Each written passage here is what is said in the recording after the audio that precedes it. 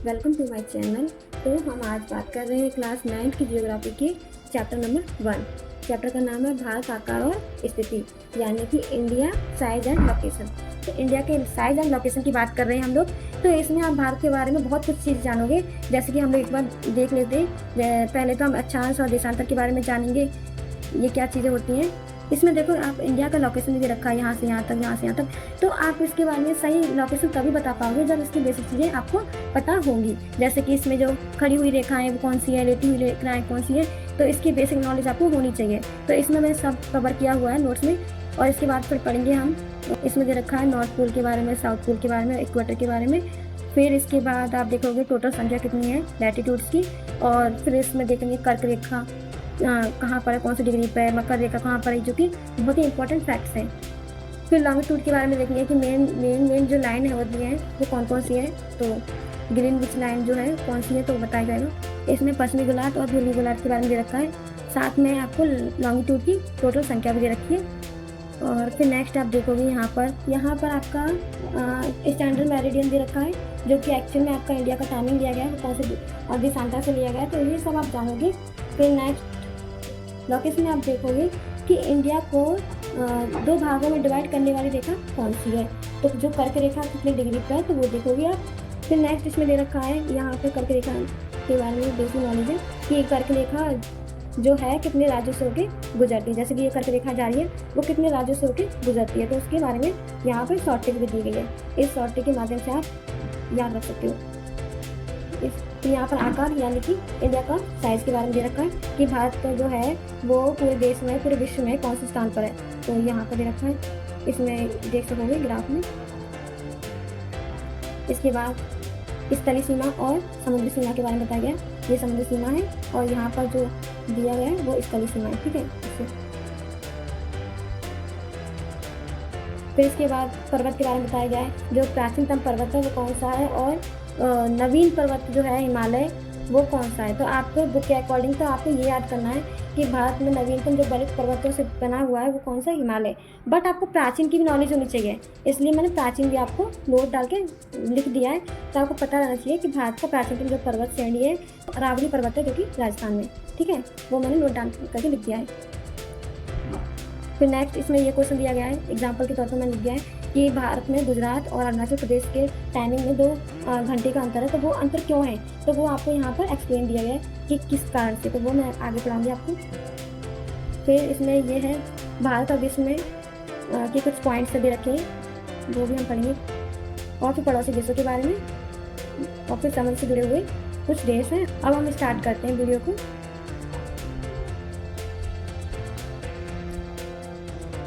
मैं स्टार्ट करने से पहले आपको एक बात जरूर बोलना चाहूँगी कि ये जो फर्स्ट चैप्टर है इसमें बहुत सारे कॉन्सेप्ट हैं जो कि बहुत ही बेसिक है, उसको जानना आपको बहुत ज़रूरी है। और अगर इसको ढंग से आप नहीं पढ़ोगे तो नेक्स्ट चैप्टर पर भी आप अच्छे से कमांड नहीं कर पाओगे। तो ठीक है, स्टार्ट करते हैं। सबसे पहले हम ये देखेंगे, ये आपका अर्थ है, ठीक है। अर्थ में आपने देखा होगा कुछ रेखाएँ खींची गई हैं, और मैं बता देती हूँ ये काल्पनिक रेखा है, ना कि एग्जैक्ट। अगर आप जाते हो ढूंढने के लिए तो ये रेखा नहीं मिलेंगी। इसको हम लोग पढ़ने की पर्पज़ से इन रेखा को बनाया गया है, ताकि हमें एग्जैक्ट लोकेशन के बारे में पता चल सके और पढ़ने में आसानी हो। सबसे पहले हम जानेंगे इस गोलार्ध में, पूरे विश्व में इंडिया कहाँ पर है, किस जगह पर है। इसके बारे में जानने के लिए आपको इस तरह की कुछ लाइनों के बारे में आपको पढ़ना पड़ेगा। तो चलो स्टार्ट करते हैं हम लोग। पूरी पृथ्वी के ऊपर कुछ रेखाएं खींची गई हैं जो कि काल्पनिक है। काल्पनिक रेखाएं क्या होती हैं, अगर आप पृथ्वी पर जाकर देखते हो तो आपको किसी भी प्रकार की कोई रेखा नहीं मिलेगी। ये पढ़ने के पर्पज़ से इन रेखाओं के बारे में बताया गया है, जिससे कि हम सही जगह और समय का पता लगा सकें। ये रेखाएं 2 तरह की होती हैं, अक्षांश रेखा, देशांतर रेखा। हम अक्षांश रेखा को इंग्लिश में लैटिट्यूड बोलते हैं और देशांतर रेखा को लॉन्गिट्यूड। जो देशांतर रेखा है वो आपको समय बताने का काम करती है, और अक्षांश और देशांतर रेखा मिलकर आपको जगह बताने का काम करती है। यानी कि आप कह सकते हो हमें अक्षांश और देशांतर रेखा से हमें क्या पता चलता है, ये आपको समय का पता चलता है कि एग्जैक्ट लोकेशन और टाइमिंग के लिए ये रेखाएं मानी गई हैं। हम लैटिट्यूड के बारे में पढ़ेंगे। लैटिट्यूड मतलब अक्षांश रेखा। ये इस तरीके से आप देखना कुछ रेखाएं लेटी हुई होती हैं, उसी को हम अक्षांश रेखा या लैटिट्यूड रेखा कहती हैं। इसको याद करने के हिंट से बता रही हूँ कि लेटी हुई रेखा यानी कि अक्षांश रेखा या लैटिट्यूड रेखा। इसमें एक पॉइंट इंपॉर्टेंट ज़्यादा है कि पूरी पृथ्वी के बीचों बीच से गुजरने वाली रेखा को हम भूमध्य रेखा कहते हैं, ठीक है, जो कि 0 डिग्री पर, कितने डिग्री पर, 0 डिग्री पर। और इसका एक और भी नाम है विषुवत रेखा है, इंग्लिश में इक्वेटर बोलते हैं, ठीक है। पेपर में क्वेश्चन इस तरीके से आएगा कि पृथ्वी को बराबर 2 भागों में डिवाइड करने वाली रेखा कौन सी है, तो आपको बोलना है भूमध्य रेखा या इक्वेटर, ठीक है। या फिर ऐसे भी आ जाता है कि पूरी पृथ्वी के बीच से गुजरने वाली रेखा कौन सी है, ठीक है। तो कर देना आप ये आंसर। नेक्स्ट आता है, इसको हम यहाँ से देखेंगे। सबसे पहले हम इक्वेटर के बारे में बात करते हैं, जो कि 0 डिग्री पे। इसके मैंने 2 नाम अभी बताए थे, भूमध्य रेखा और विषुवत रेखा, ठीक है। इक्वेटर रेखा क्या काम करती है, अभी मैंने बताया था कि पूरी पृथ्वी को बराबर 2 भागों में डिवाइड करती है, ठीक है। बराबर 2 भागों में क्या करती है, डिवाइड करती है। ऊपर वाला जो पार्ट होगा उसको बोलते हैं नॉर्थ हेमिस्फीयर यानी कि उत्तरी गोलार्ध, और नीचे वाला जो पार्ट होगा उसको बोलते हैं साउथ हेमिस्फीयर यानी कि दक्षिणी गोलार्ध। अब आप बताओ कि इंडिया जो है, भारत है, वो इसमें देख सकते हो उसको, ये गोलार्ध है, ठीक है। इस गोलार्ध के बीचों बीच से गुजरने वाली रेखा जो कि इक्वेटर रेखा है, कितने डिग्री पे होती है, 0 डिग्री पे। कितने डिग्री पे, 0 डिग्री। इसके ऊपर वाला पार्ट को उत्तरी गोलार्ध और नीचे वाले पार्ट को दक्षिणी गोलार्ध, यानी कि कहने का मतलब पूरे गोलार्ध को 2 भागों में डिवाइड कर रही हूँ। ऊपर वाला जो पार्ट है उसको हम बोलते हैं नॉर्थ हेमिस्फीयर और नीचे वाले पार्ट को साउथ हेमिस्फीयर बोलते हैं, ठीक है। आप देखोगे इंडिया कौन से गोलार्ध में आ रहा है, तो इंडिया आ रहा है उत्तरी गोलार्ध में, यानी कि इंडिया जो आ रहा है उत्तरी गोलार्ध में आ रहा है, यानी कि नॉर्थ हेमिस्फीयर, ठीक है। अब इसके आगे नेक्स्ट पढ़ेंगे हम। इसमें दे रखा है जो इक्वेटर का ऊपर वाला पार्ट जो है वो कौन सा है, उत्तरी गोलार्ध। उत्तरी गोलार्ध में ही इंडिया स्थित है, नॉर्थ हेमिस्फीयर में इंडिया स्थित है, ठीक है, इतना याद रखना। और हम एक और चीज़ देखेंगे, यहाँ पर टोटल लैटिट्यूड की संख्या कितनी बताई गई है, 181 बताई गई है। तो 181 कैसे हुई आपको मैं बता देती हूँ। यहाँ पर देखो इक्वेटर है, इक्वेटर 0 डिग्री पे, इसके ऊपर 1 2 3 ऐसे करते करते 90 डिग्री है, नॉर्थ पोल आ जाएगा, ठीक है। नॉर्थ पोल कहाँ पर होता है, ऊपर होता है सबसे। और फिर इसके इक्वेटर के जस्ट नीचे 1 2 3 करते करते कितना आ जाएगा, 90 डिग्री साउथ पोल। तो इस तरीके से हम 90 90 180 और 0 डिग्री को भी काउंट करके 181 हो जाते हैं टोटल, यानी कि टोटल लैटिट्यूड की संख्या कितनी होती है, 181। अब हम इसमें नेक्स्ट पढ़ेंगे, ये मैंने इंग्लिश में नाम दे दिए, दक्षिणी गोलार्ध को, उत्तरी गोलार्ध को क्या बोलते हैं, ठीक है, इसमें आप देख लेना। अब इसको पढ़ेंगे ध्यान से। जो हमारा इक्वेटर फिर से आ गया, इक्वेटर बार बार आएगा, ध्यान रखना। 2 भागों में डिवाइड कर रही है पृथ्वी को, वो इक्वेटर रेखा है जो कि 0 डिग्री पे स्थित है। इसका जो ऊपर वाला पार्ट वो अभी मैंने बताया नॉर्थ हेमिस्फीयर होता है, नीचे वाला पार्ट होता है साउथ हेमिस्फीयर। अब इक्वेटर से ऊपर जो रेखा है वो कर्क रेखा है जो कि 23 डिग्री एंड हाफ नॉर्थ में स्थित है, ठीक है। और इक्वेटर से नीचे जो रेखा है मकर रेखा, ध्यान रखना, कर्क रेखा को बोलते हैं ट्रॉपिक ऑफ कैंसर। तो 23 डिग्री एंड हाफ नॉर्थ आएगा और नीचे सेम ही है 23 डिग्री एंड हाफ साउथ आएगा। आपको ध्यान रखना, नॉर्थ की बात करेंगे तो कर्क रेखा और साउथ की बात करेंगे तो मकर रेखा, इतना आपको याद रखना है, ठीक है। और इसके कर्क रेखा से ऊपर जो आएगा, कर्क रेखा से ऊपर जो है वो 66 डिग्री एंड हाफ नॉर्थ में जो है वो आता है आर्टिक वर्त, यानी जिसको इंग्लिश में बोलते हैं आर्टिक सर्कल, ठीक है। और मकर रेखा से जो नीचे है 66 एंड हाफ डिग्री में वो कौन है, अंटार्कटिक वर्त, यानी कि अंटार्कटिक सर्कल, ठीक है। और इसमें जॉन के बारे में हम पढ़ेंगे, ये 23 डिग्री एंड हाफ नॉर्थ से लेकर 23 डिग्री एंड हाफ साउथ तक, यानी कि कहने का मतलब ये कर्क रेखा से मकर रेखा के बीच में स्थित जो एरिया है उसको हम बोलते हैं टॉरिड जोन, क्या बोलते हैं, टॉरिड जोन। और इससे जो ऊपर रेखा, अब आप देखोगे कर्क रेखा से आर्टिक वर्त यानी कि आर्टिक सर्कल की तरफ कौन सा जोन पड़ता है, नॉर्थ टेम्परेट जोन, ठीक है। ऐसे ही यहाँ पर मकर रेखा से अंटार्कटिक पर साउथ आ जाएगा, ठीक है, साउथ टेम्परेट जोन। अब इसके जो जस्ट ऊपर पार्ट है उसको बोलते हैं फ्रीज जोन, ठीक है, यहाँ पर फ्रीज्ड जोन बोलते हैं। आपको एक बार रिपीट करा देती हूँ, इक्वेटर है जो कि 0 डिग्री पे, इससे जस्ट ऊपर 23 डिग्री एंड हाफ नॉर्थ में कर्क रेखा है, और इससे जो नीचे मकर रेखा है 23 डिग्री एंड हाफ साउथ में मकर रेखा है। मकर रेखा को हम बोलते हैं ट्रॉपिक ऑफ कैप्रिकॉर्न और कर्क रेखा को बोलते हैं ट्रॉपिक ऑफ कैंसर। ये आर्टिक वर्त है यानी कि आर्टिक सर्कल है, और ये अंटार्कटिक वर्त यानी कि अंटार्कटिक सर्कल।